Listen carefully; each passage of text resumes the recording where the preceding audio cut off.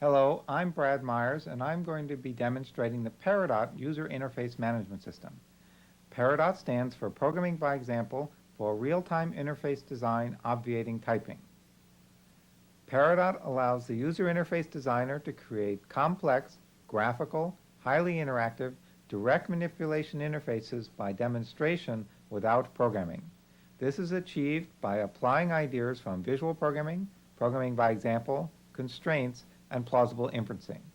By successfully integrating these techniques, Peridot promotes extremely rapid prototyping since interfaces can be created and edited very quickly and easily. When you use Peridot, you get a number of windows, as you can see here. That was the drawing area. This is the command menu. Up here are the parameters to the procedure. And down here is the prompt and error message window. And over here is a code window. Now this doesn't have to ever be seen by actual designers, and it's really for debugging. So now we're going to draw a rectangle. And of course the code is updated immediately to correspond to the current picture. Now we're going to draw another rectangle, and when we do this, Peridot is going to try and automatically infer a graphical constraint of the old rectangle to the new one. And down in the prompt area, it's asking me to confirm this constraint, and which I'll do. And then it'll immediately adjust the picture to be exactly even. These constraints are important for Peridot, and they're also helpful for the user because they help to automatically beautify the picture. When you draw things, you can select them, and in addition, the parameters to the procedure can be selected. And of course, things can be deselected.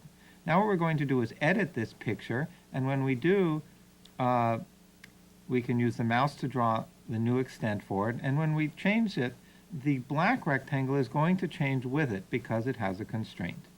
When you invoke Peridot, you can do it by pointing at this logo window, and then it pops up another window in which you can type in the name of the procedure you want to create. In addition, you type in the names of the parameters to the procedure and example values for each parameter. Here we're going to create a menu, and so we'll type in, say, some colors as the example value for the kinds of things we want to appear in the menu. Let's say for some reason that we want to have some of these be illegal, and we'll just use yellow and magenta as illegal values. The procedure will also have a little bar that moves up and down, and this is represented by an active value called current items. Now the window is displayed, and then we'll start drawing the picture. First we start by drawing the background graphics. This window will have a drop shadow, so we start by drawing a gray background, and then we draw a black rectangle slightly offset to represent the border for the window. Of course, Peridot immediately asks us about graphical constraints and adjusts the picture. Now we're going to draw the white rectangle, which will be the inside area. And now we're going to copy the first element of the parameter items down into the picture. It's centered at the top of the rectangle, that's right.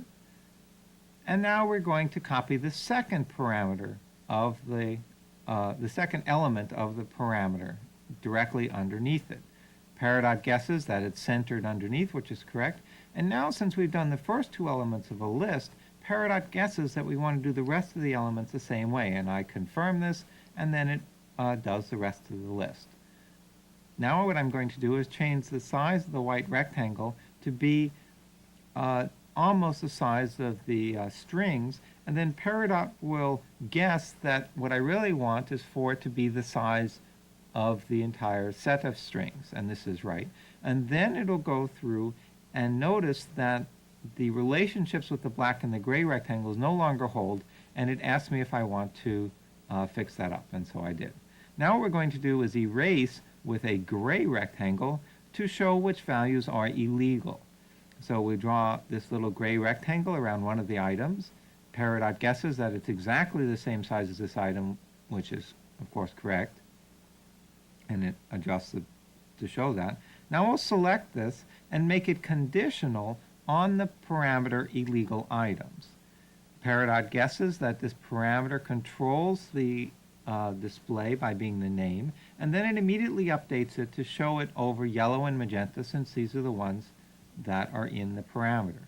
Now we're going to draw an inverting black rectangle to represent where the mouse is. And so we'll just draw this. Whoops, I didn't draw it quite right, but that's okay because Peridot's rules will fix up the picture. The black rectangle has two dependencies, both on the string blue and on the white rectangle.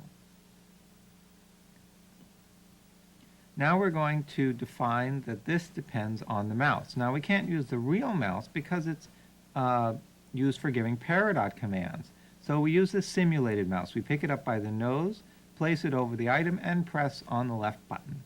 Then we define that this is mouse dependent. Peridot will guess that it should move over the items of this list, and so we select this active value current item to show which one we want. Peridot will immediately move it to red because that's the value of current item, and then it guesses that even though we had the simulated mouse over one of these items, it wants to do them over all the same way. Then it wants to know if we want to move to use a different value when we're outside, so we type in nil. And now we can try this out immediately. So we'll press on the simulated mouse button and move it around, and sure enough it works. It's pretty clumsy to use the simulated mouse, so we can use the real mouse also. We see that it doesn't yet know that these items are supposed to be illegal, so we can now define that to be illegal. First we have to go out of run mode, which we do by hitting the stop key, and then we define that this is a mouse exception. Now we can try it out again, and we'll see that it will not display over the items that are illegal. So what we've done now is create a procedure that handles menus. Now this is a parameterized procedure. The strings red, green, blue, etc. Are just an example of the kind of value it can do.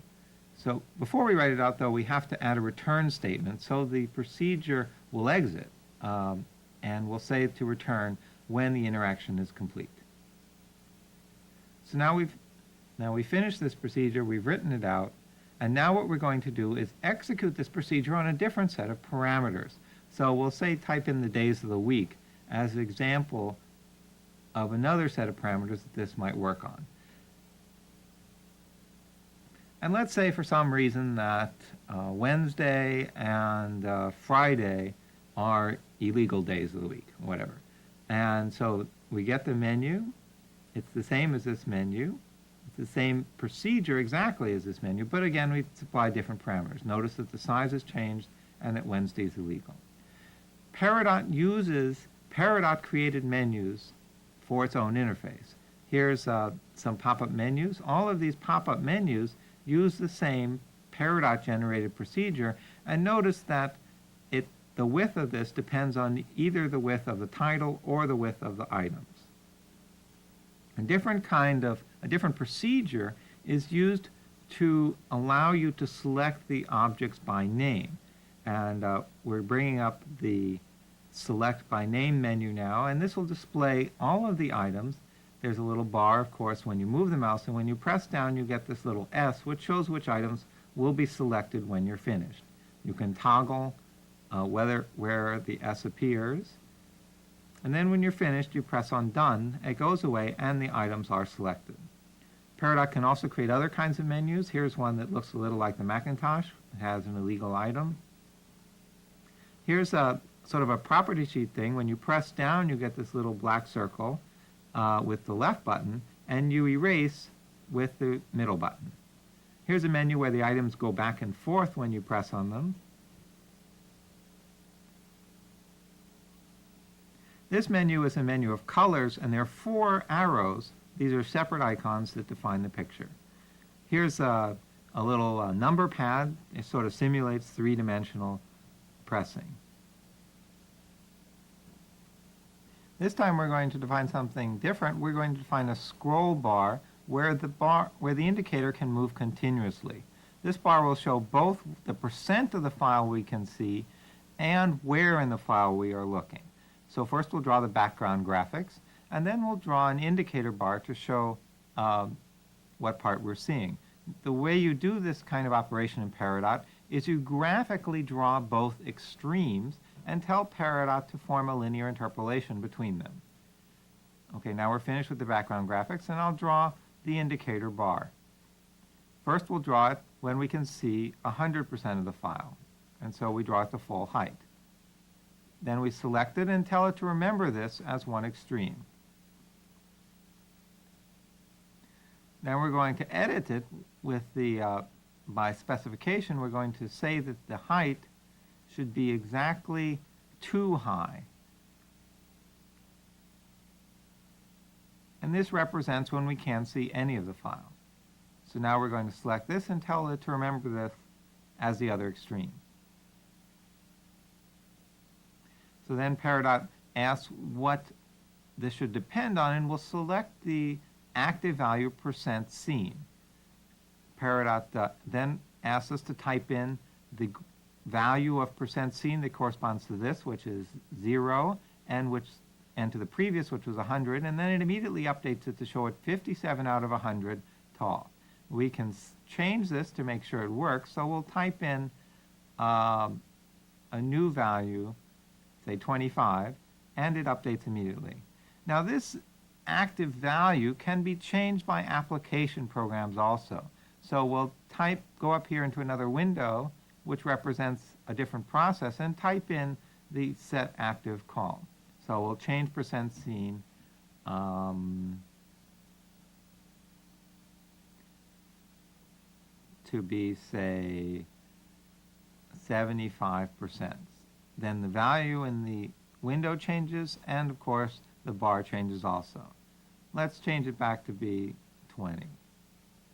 Okay, now what we're going to do is specify independently and separately a different linear interpolation, and this one will show what part of the file we're seeing. So it will tell it to remember this as one extreme, and then we'll modify this with the mouse to be the other extreme. So let's move it up to the top. It's guessing constraints on this. And then we'll select this and tell it to remember this as the other extreme value.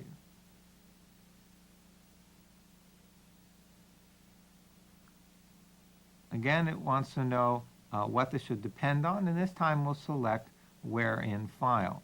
Now this number, say, represents the byte position in the file, so we'll say that this goes between 0 and, say, 5,000. So then it'll immediately update the bar to be 2,300 out of 5,000, or about 50% of the way down. Now this time we want the bar to be movable by the mouse. So we'll take the simulated mouse and we'll put it on top of the bar. Say with the left button down. And then we'll tell it that the bar now is mouse dependent. It wants to know if we should trigger when we're exactly over this bar, which is correct, and then it guesses based on the position of the simulated mouse that we should use the middle. So we can run this with the simulated mouse or with the real mouse. Of course, the values in the top window are updated, and the bar moves with the mouse when we're in run mode. An important point here is that the particular graphics are independent of the numbers, so that we can change the graphics, and the application program who's dealing in these numbers is not affected. So we can say edit this, and due to all the constraints, everything will keep the same proportions, and of course it'll still operate with the mouse. Here's another kind of scroll bar. This time we can press on the little arrows or move the bar up and down, and we can also do it horizontally. In addition, these scroll bars are part of a larger interface. The window can be changed size when you press over this icon, and you can move the position when you press on this one. It's important to note that both of these interactions, all of these interactions, were defined entirely inside of Peridot, and the application program is only in charge of displaying the picture inside the window. When we want to stop, we simply move over here to the stop button and press it.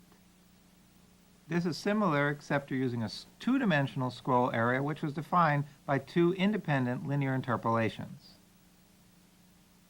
Peridot can also create interfaces that use multiple clicking on the mouse buttons, as well as multiple input devices active at the same time. All of this allows Peridot to create its own interface, as well as all of the interaction techniques in the Macintosh toolbox.